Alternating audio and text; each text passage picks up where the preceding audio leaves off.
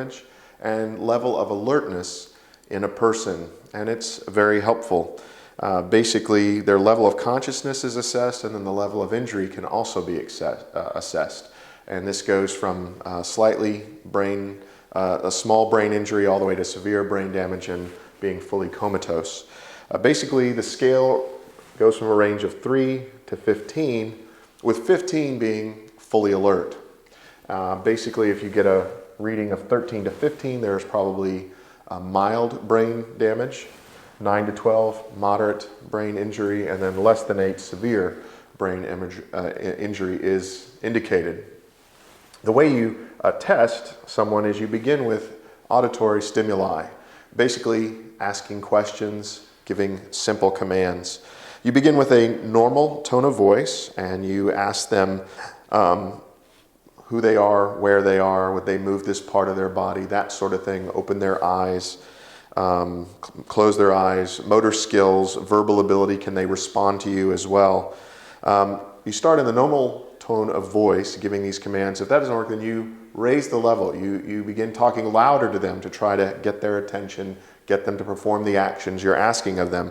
If they are unresponsive to auditory stimuli, your spoken commands, then you switch to tactile stimulation. Basically, you begin to gently shake them, touch them. If there's no response to that, then you apply more pressure, perhaps even pinching, applied to the upper chest, upper back.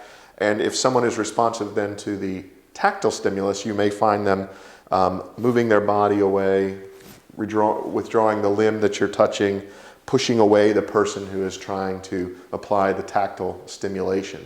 So in checking someone's alertness, their level of injury to their brain, where they are on the scale between being fully alert and comatose, the Glasgow Coma scale is very useful. 3 to 15 range.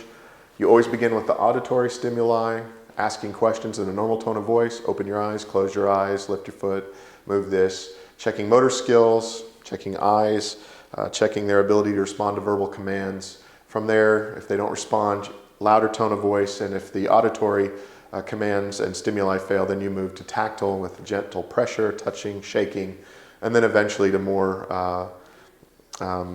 firm pressure tactily to try to get them to respond some way physically and bodily. And based on those responses, they fall somewhere in this range and gives you a pretty good idea of what sort of injury you're looking at. If you'd like to learn more about the GCS, underneath this video you'll find a link to a website. Click on that link, go there, you get that information. And also on that website you'll find a link to an ebook that's ready for immediate download.